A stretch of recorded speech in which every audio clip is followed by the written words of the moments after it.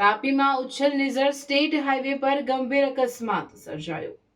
નિઝર તાલુકાના ગામડી સીમમાં બે બાઇક સામસામે અથડાતા અકસ્માત સર્જાયો। અકસ્માતમાં સ્થળ પર જ 3 વ્યક્તિનું મોત અને એકનું સારવાર દરમિયાન મોત।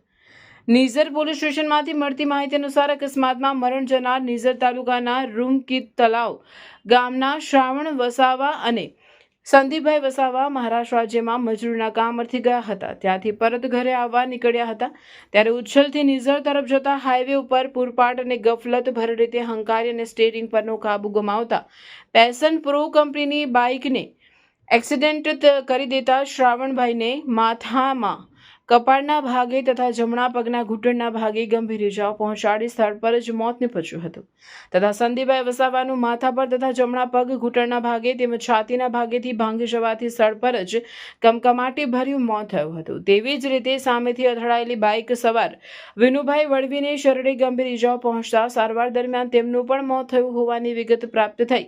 બનાવના પગલે નિઝર પોલીસે વધુ તપાસ હાથ ધરી છે।